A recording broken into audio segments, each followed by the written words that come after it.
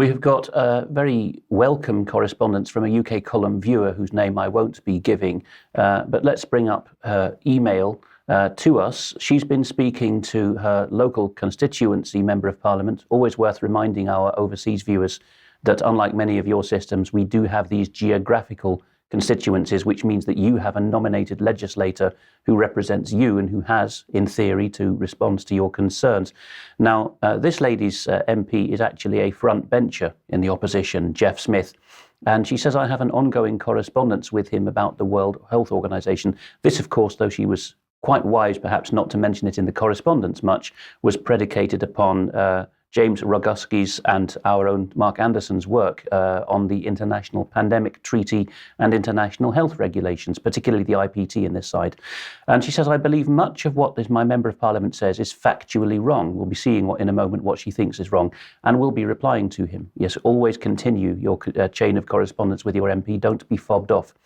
The WHO is being depicted by this constituency MP as responding to nations' calls for a pandemic preparedness treaty. That's the standard line. So Mr. Smith, like many other MPs, we're not singling him out, will have probably been given a line to take and won't have looked into it much.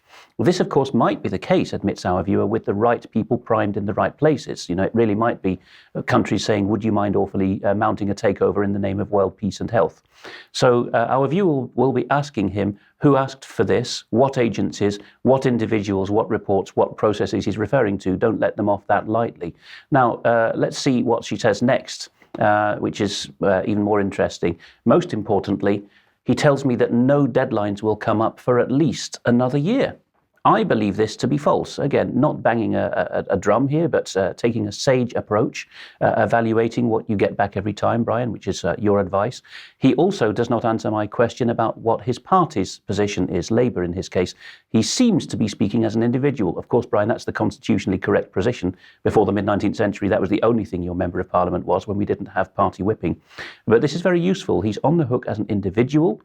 He's being asked one question at a time in the method you advise, and he seems to be unaware of the silence process, which of course is when diplomatic organisations say, are there any objections? If not, then it's adopted, which also happens at national parliaments with statutory instruments, secondary legislation.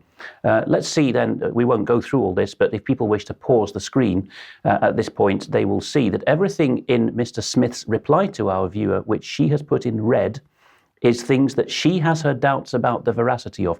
Not because she's accusing Mr. Smith of corruption, but simply the more ubiquitous problem that he doesn't know what he's talking about because he's been given lines to take. Just looking at a couple of them, the government has joined international partners in calling for a global settlement. The UK co-sponsored the Assembly resolution for the WHO. COVID remains a significant threat. The virus will change and adapt.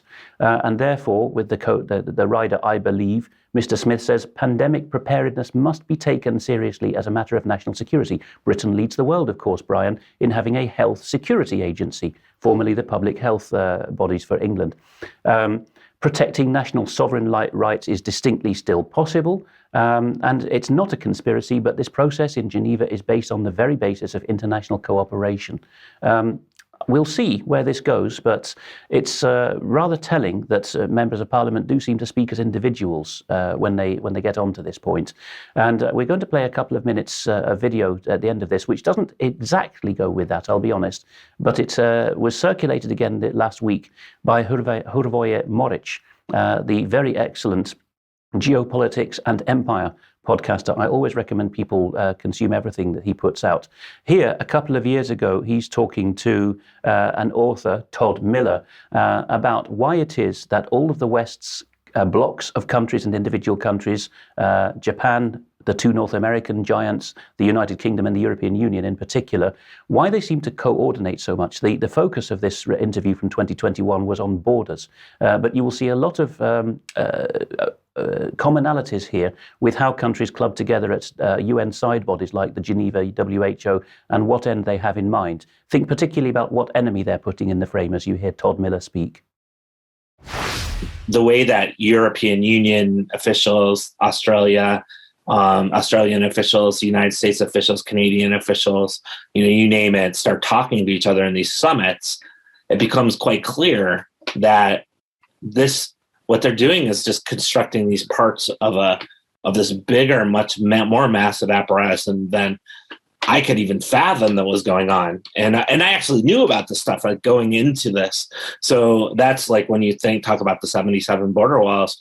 Well, those 77 border walls is a part of this kind of, I guess, collaboration of elites that are coming together, putting up these walls, then train, all this border patrol training that the United States does, not only in Mexico, but in Guatemala and Honduras and Panama and Colombia and Dominican Republic and Kenya and the Philippines and Jordan. You start looking at it and it's it all comes together in sort of a harmony and a certain logic of it.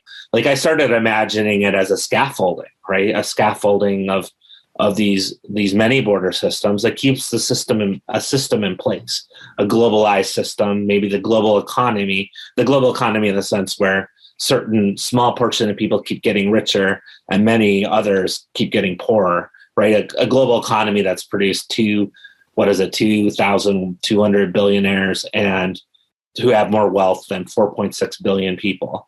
For something like that to keep to be able to sustain itself, it needs this kind of militarized apparatus. It needs these like people to be confined to certain places and not being able to have that freedom of movement.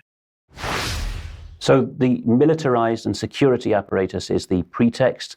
The US and other Western big boy enforcers are putting up the scaffolding, and whether you're talking border security or health security, the same outcome, which is that the favored contractors and lobbyists are making a financial killing, if not a literal one. Yeah, and that is the pattern. And of course, one of the things that that organisation, that system is interested in is data. Let's have a look at a little exchange between myself and the GP's surgery. So I have been bombarded with offers of an annual flu vaccination. So this was one of the ones that came through to me on my mobile. Please use the link below to book an appointment. Please be aware we are not administering COVID vaccinations. And then there's a link to accurx.nhs.uk. Well, I had a little bit of a dialogue with the surgery, and the result of that was I got them to mark me as opting out of receiving texts concerning vaccinations. And my record was also marked so as that not to share information, my personal medical data, with other medical agencies. Now, I've got to say that I wrote a nice email and I got a nice and efficient response. Maybe this shows other people what can be achieved if you do tackle your local surgery. But I was simply tired of being bombarded. But here's Accurx. And I found this a fascinating company. The simple way to communicate about patient care. Lots of nice childish diagrams, as we've become used to as adults. And here's some of the boasts. Healthcare powered by conversations, 2.5 million messages a week, 50 million patients messaged, 30 million COVID vaccines booked, 30 million investment to date, and 200 people make up our team. Well, I'm always fascinated with who the companies are, so I went and had a look at their story. And, well, what a start. It started in a rundown hospital in Euston. Did you get a good feeling out of that, Alex? That's one of the most down at heel of London's 12 central stations. Right. So it starts in a rundown hospital in Euston. It was founded by Jacob Haddad and Laurence Bargery in 2016. And originally it set out to tackle antimicrobial resistance. No doubt Debbie will have something to say about that. But it says at the time, we're just a tiny team in a tiny rundown office in a now demolished hospital. So how did this organisation spring into being? Well, I always like to go and have a look at the people. So here's Mr. Haddad. And this is for a Rewired conference where he's going to be speaking. But I was curious as to how he ended up with access to some of my personal data. This is his background. We've got University of Oxford, a Masters of Engineering which included economics and management. Brian, I wonder what David Scott, our civil engineer on the team, would have to say about someone who purports to study engineering plus 2 other subjects in 1 degree. Well, I think he'd say the engineering was weakened, but we'll leave that to the viewer to decide. But if you note, he goes on to Imperial College London, where he does an MSc in health policy part-time. Notice also the dates, 2016 to 19.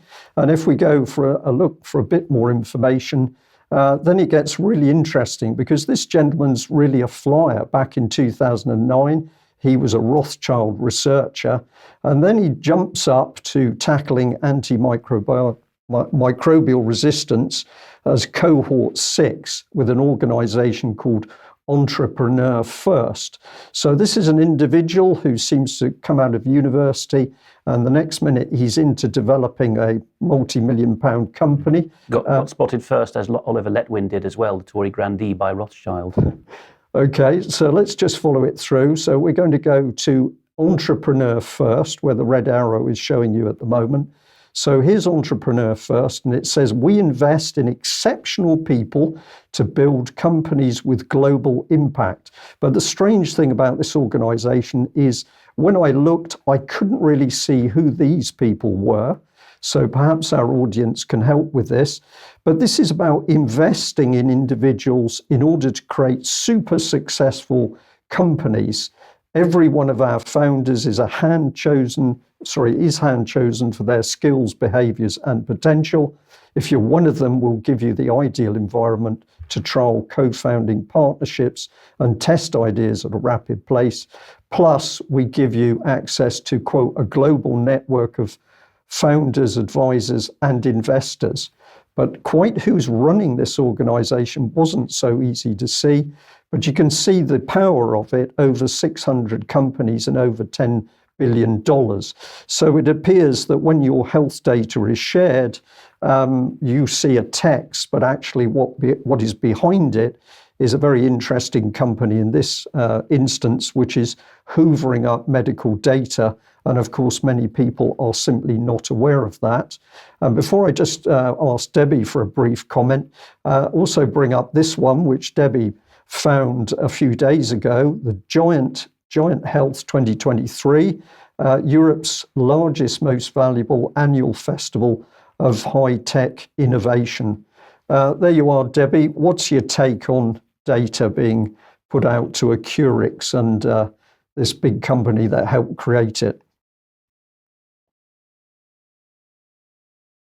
Do you mind if I save my comments for extra? Because there's far more to this than meets the eye. Okay, well, that's it. So if you're a subscriber of UK Column, you can join us for extra.